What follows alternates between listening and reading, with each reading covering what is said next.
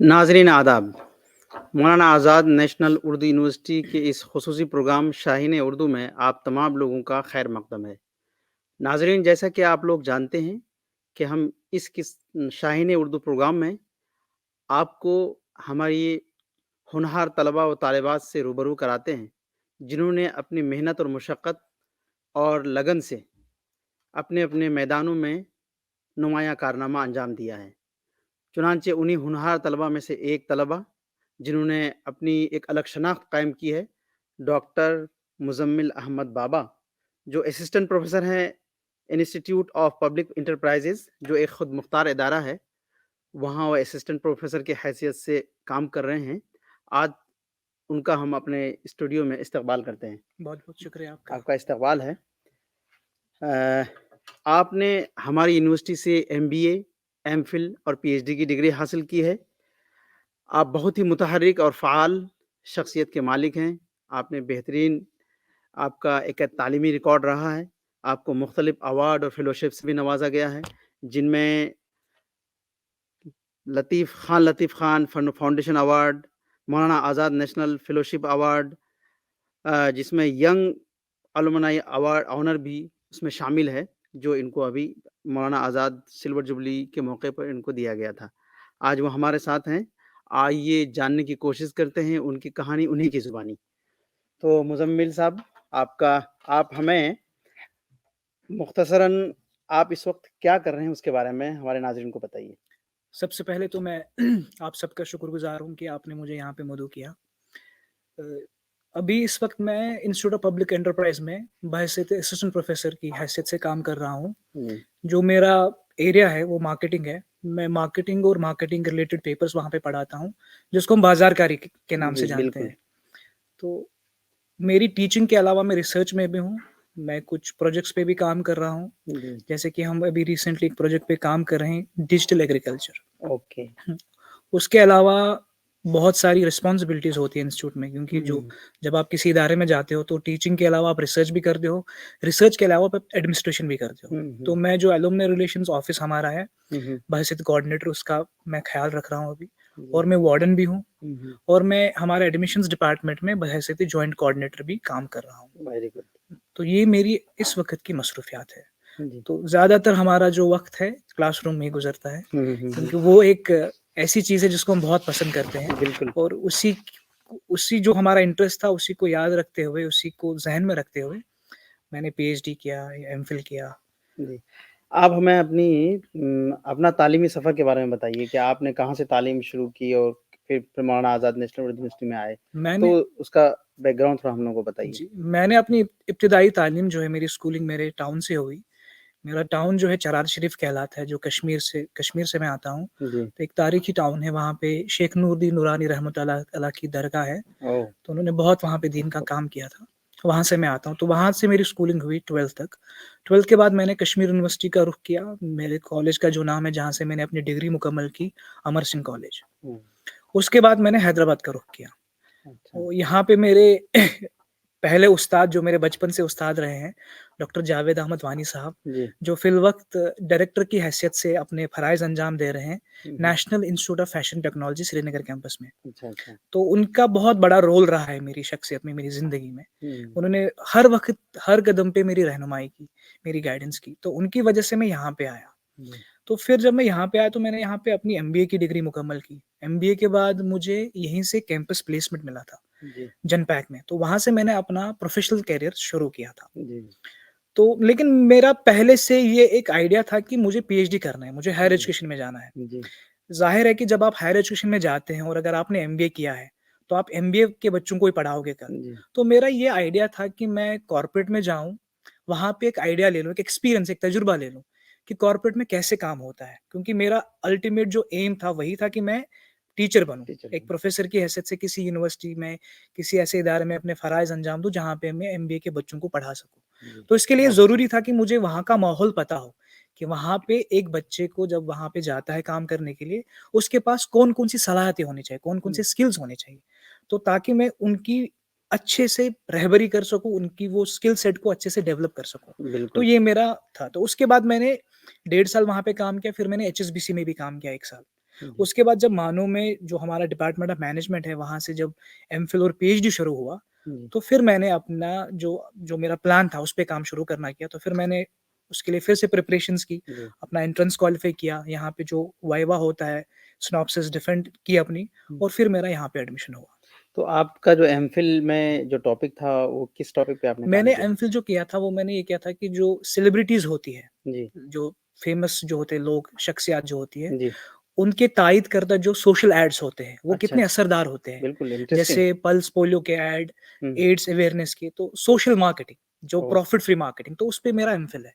तो मैंने ये जानने की कोशिश की कि सेलिब्रिटीज़ का क्या किरदार है, वो किस हद तक असरदार होते हैं अपनी मैसेज को लोगों तक पहुँचाने के लिए, अच्छा, ताकि अच्छा। लोग अपने आप को चेंज करें, तब्दील करें, जो हमारे समाज में मुख्तलिफ जो इश्यूज़ होते हैं। जी।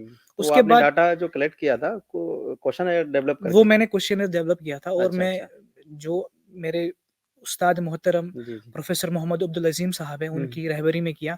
मैंने एमबीए की डिजिटेशन उनके अंडर में कंप्लीट की, फिर हुँ। एमफिल भी उन्हीं के अंडर में किया, फिर पीएचडी भी उन्हीं के अंडर में किया। जी। तो सर ने मुझे बताया कि आप पहले मेरा पहला जो शौक था ग्रीन मार्केटिंग पे काम करने का शौक था। हुँ, हुँ, हुँ। लेकिन सर ने मुझे कहा कि पहले आप काम करो नॉन प्रॉफ़िट पे। हुँ, हुँ, नॉन हुँ। प्रॉफिट मार्केटिंग पे, उसके बाद आप प्रॉफिट मार्केटिंग पे आ जाओ। अच्छा, तो अच्छा। फिर जब मैंने पीएचडी का टॉपिक लिया वो मेरा था सोशल मीडिया एडवर्टाइजिंग पे, ओह! जो अपकमिंग एरिया था उस टाइम पे। हुँ, हुँ, हुँ, तो हुँ। सर ने मुझे लेकिन 2 साल उनकी दूरअंदेशी की मतलब ये हुँ, उन जो उनका स्कॉलरशिप है, बिल्कुल। जो उनकी सलाहियतें हैं, उनका जो नॉलेज है, तो उन्होंने मुझे पहले कहा था कि आने वाले टाइम में ये एरिया बहुत पिकअप करेगा। बुक बूम तो करेगा।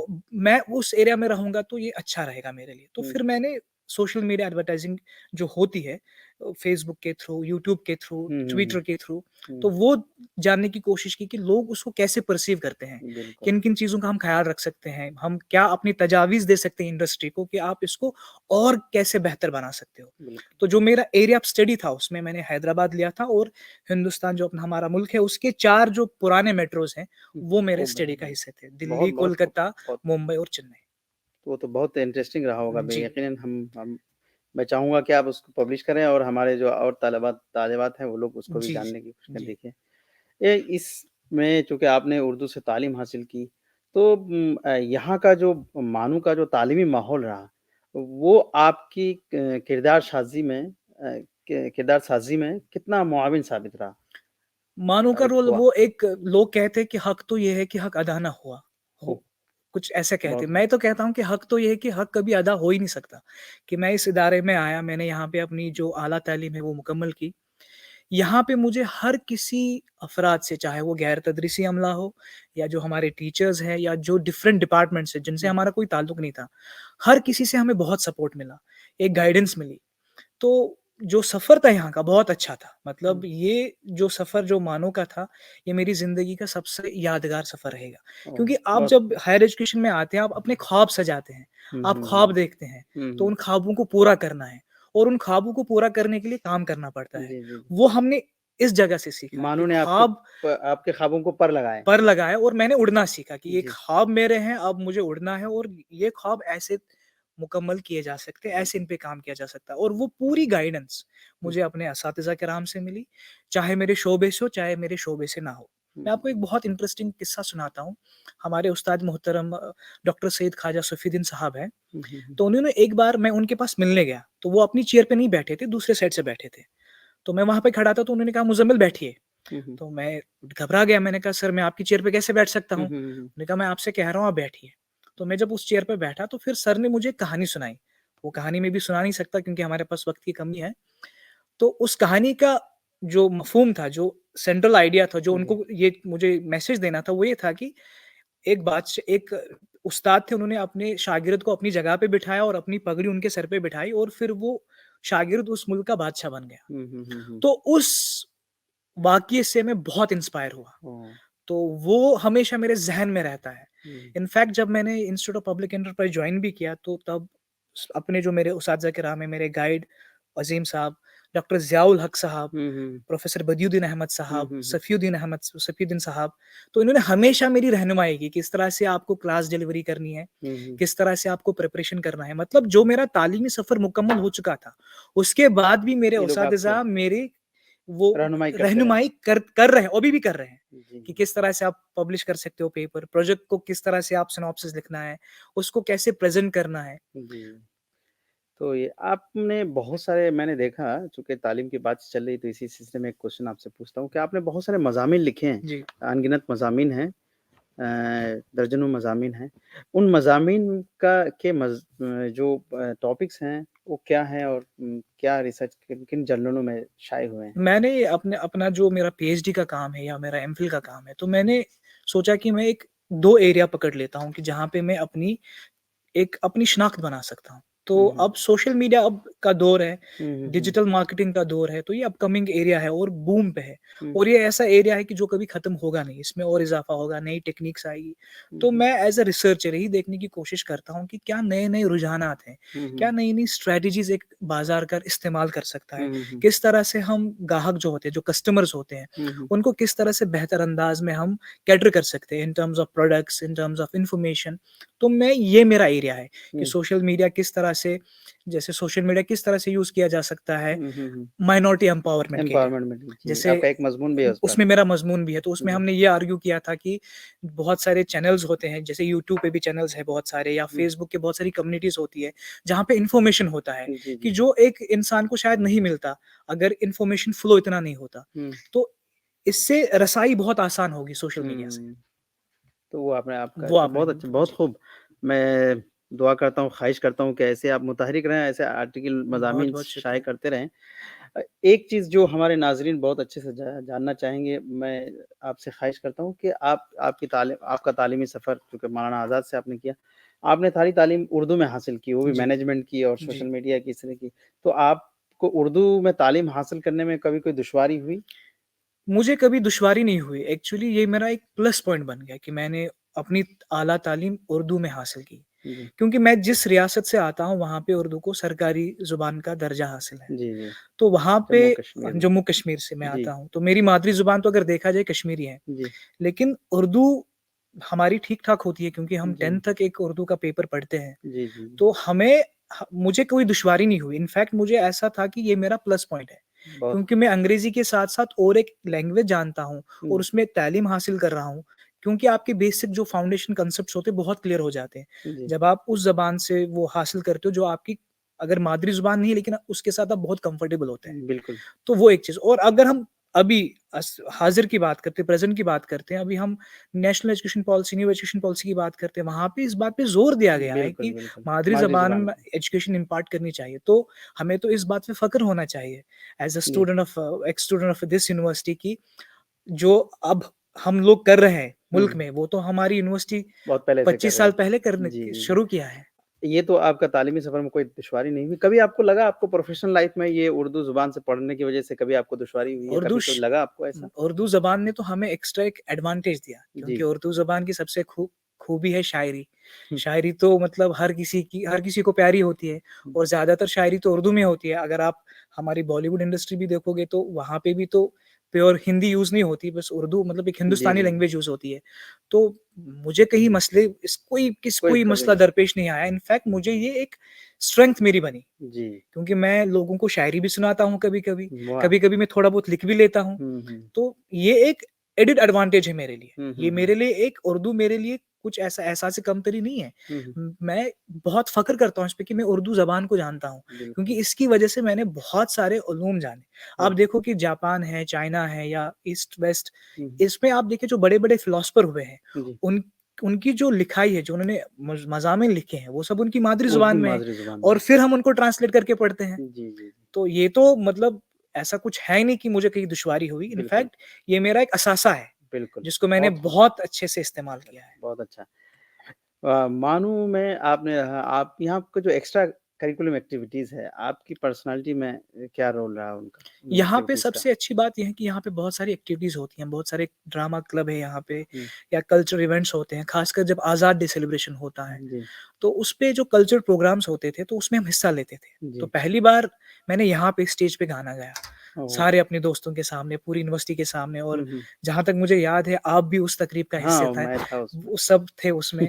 तो वहाँ से एक आपको एक कॉन्फिडेंस पैदा होता है कि हुँ, आप इतने लोगों के सामने परफ़ॉर्म कर रहे हैं, तो आपकी जो पर्सनैलिटी वो और निखर के आ निकल जाती है। गया था। आप में एतमाद, खुद एतमादी पैदा होती है। बिल्कुल। और उसके अलावा यहाँ पे जितनी भी कॉन्फ्रेंसेस होती थी, जितने हुँ, भी दूसरे शोबे हैं, वो हमेशा हमको चाहते थे कि आप आके वॉलंटियर, एज़ अ वॉलंटियर इस कॉन्फ्रेंस में काम करो। हुँ, हुँ, तो वहाँ पे हमें ये भी पता चलता था कि कॉन्फ्रेंस होती क्या है, पेपर प्रेज़ेंटेशन कैसे होता है। हुँ, तो तब ये हमें एमबीए में ये चीज़ें पता चली, और एमफिल में हमारे लिए और पीएचडी में ये चीज़ें और भी आसान हो गई, आसान हो गया। क्योंकि हमें इसका एक्सपोज़र मिल गया था। जी। और यहाँ पे एक मुझे याद है कि एक आज़ाद वॉक हुआ था, हुँ, रन हुँ, फॉर उर्दू।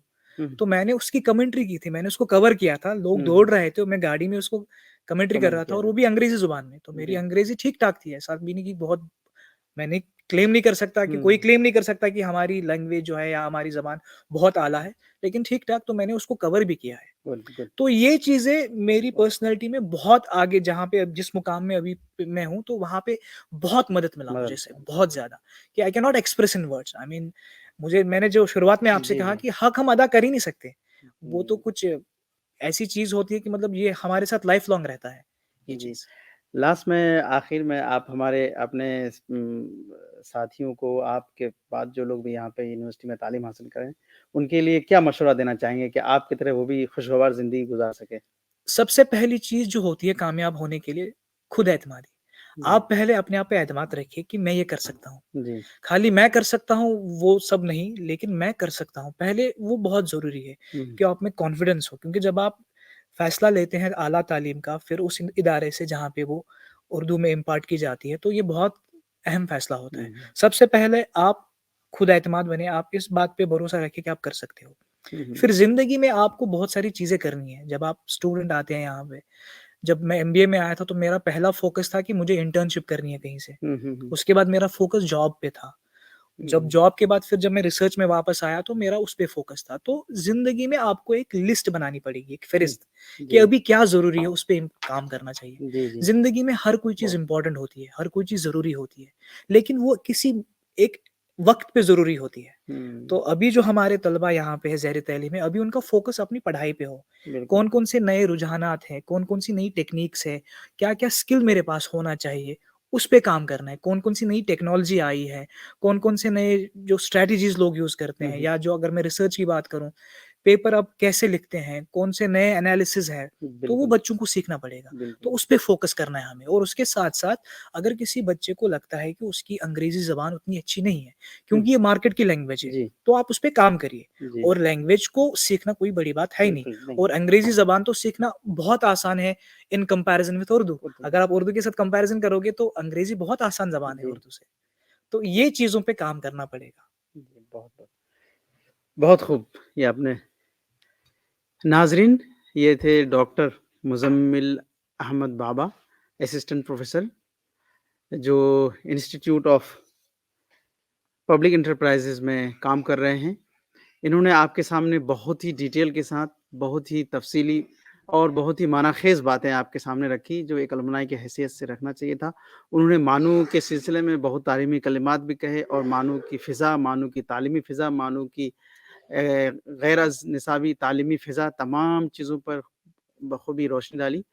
उम्मीद करते हैं यह प्रोग्राम आपको बहुत पसंद आएगा और आइंदा फिर हम किसी और जियाले के साथ, किसी और होनहार के साथ आपके साथ रूबरू होंगे। तब तक के लिए मुझे और डॉक्टर मुज़म्मिल अहमद को दीजिए इजाज़त। आइंदा बहुत-बहुत फिर शुक्रिया। किसी और प्रोग्राम में आपसे मुख़ातिब होंगे। तब तक के लिए मैं मोहम्मद इम्तियाज़ आलम, खुदा हाफ़िज़।